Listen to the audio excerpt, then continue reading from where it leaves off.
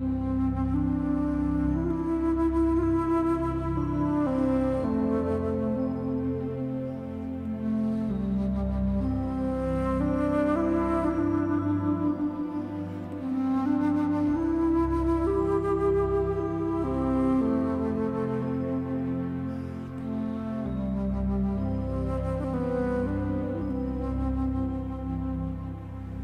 dear sisters and brothers, mga kapatid sa Panginoon, all women and men of goodwill. Good day, magandang araw po, mayong buntag, mayong adlaw, kanyang tanan. I am Archbishop Jose Palma, Archbishop of Cebu. And I am very happy and I feel privileged to be able to share with you some thoughts on the Lenten season, panahon po ng Kwaresma. I feel especially privileged to share some thoughts on the season of grace, especially in this year, 2012, the year we call the Year of Faith. The Holy Father himself has called 2012 the year of faith. This is a special year, and it is from this perspective that I'd like to share some thoughts and the importance of the Lenten season, viewed particularly as a year of faith. 2012, according to Pope Benedict, is a special year. And he calls this, as I said, Year of Faith because on October 11, we will celebrate the 50th anniversary of the opening of the Second Vatican Council. On October 11, the Church will also celebrate the 20th anniversary of the publication of the Catechism of the Catholic Church. Likewise, in October, to be exact, on October 7 to 28, there will be the Synod of Bishops in Rome. And also in October, exactly on October 21, 2012, there will be a very special event, the canonization of 7 saints, one of whom is our very own son, Pedro, Calungsod. It is from the perspective of the importance of these events that the Year of Faith would be given such special and important celebration.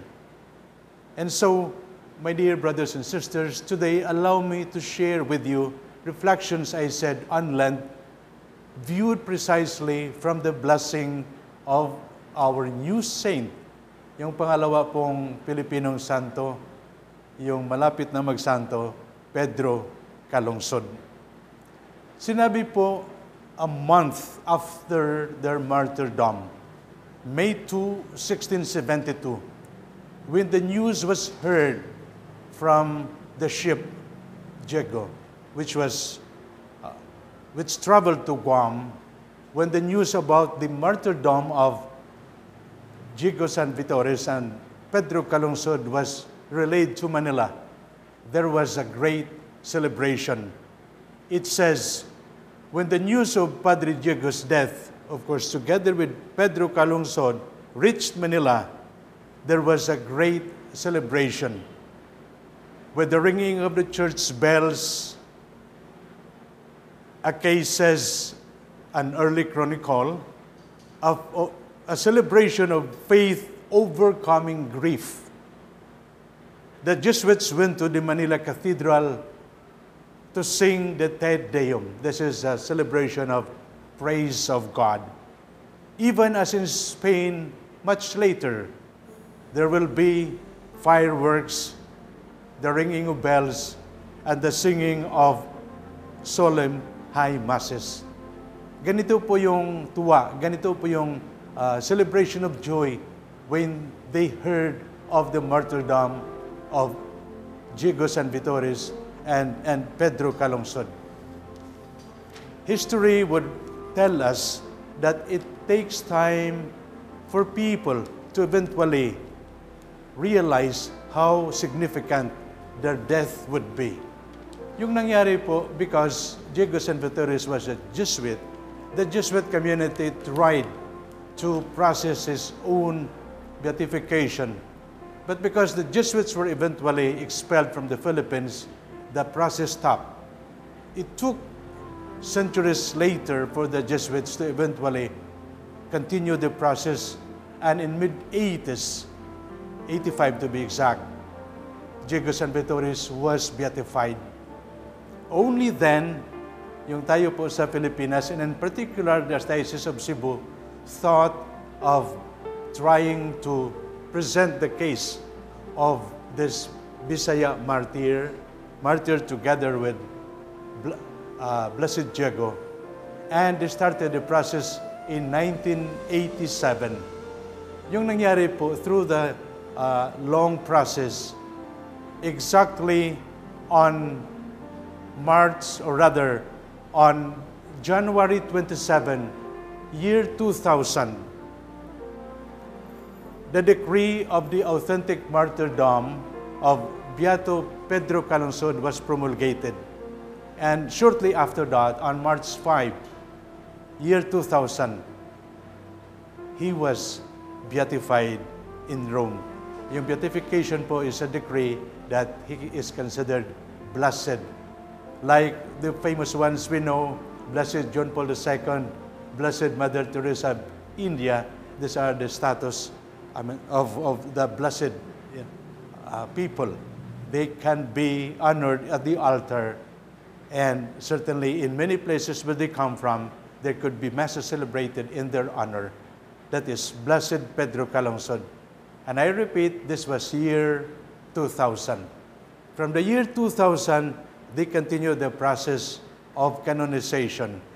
And we praise God that last December 19, 2011, our Holy Father, Pope Benedict XVI, has promulgated and decreed that the miracle we have presented has been judged authentic. Authentic judgment. No?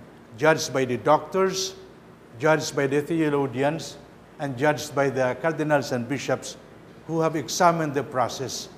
And that's why I repeat, last December 19, we were happy to receive the promulgation of the authenticity of miracle of Blessed Pedro Calungsod.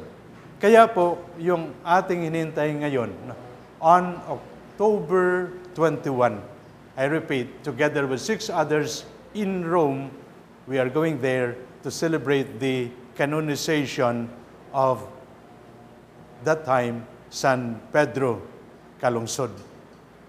The canonization means that now Pedro Calungsod will be included in the canon, in the list of those who are considered saints.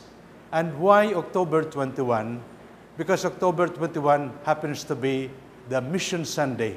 And together with probably certainly hundreds of bishops who are participants of the Synod of Bishops I mentioned earlier in Rome, then it shows that this time he is introduced as not only a saint in the Philippines, but a saint that belongs to the Universal Church. At kaya po yung mangyari, natutuwa po tayo na kung for many years we have San Lorenzo Ruiz, others would say San Lorenzo Ruiz de Manila, now we would have another San Pedro Calungsod, Bisaya. Of course, there are many others who said and who claim taga Cebu, taga Leyte, Bohol, Iloilo. We really do not know yet. We haven't got much record of his boyhood days. Pero what's sure historically is, and this is certainly very historical, that as a young boy, he joined a group of catechists who went to Guam to evangelize, and he was martyred that fateful day, April 2 of 1672. This is historical. Kaya po, we rejoice because martyrdom means that the grace of God has blessed this young boy to offer his life for the sake of the faith, to offer his life, of course, for the gospel. My dear brothers and sisters, you may ask, ano po yung implication ng buhay ni Pedro Calungsod sa ating buhay? Itatanong po ninyo, nangyari yon hundreds of years ago. What does it mean for us living now in the year 2012? What does it mean for you who left country and worked for the sake of your family? Ano po yung ibig sabihin ng kanyang kamatayan? Ano po ibig sabihin ng pag-alay ng kanyang buhay? When we go back, we will continue with this reflection, and we hope to be able to bring out concrete, particular messages which are meaningful for me as a bishop, for you as our sisters and brothers in other places, working for your family, and certainly bringing and contributing for the good of our community and our country.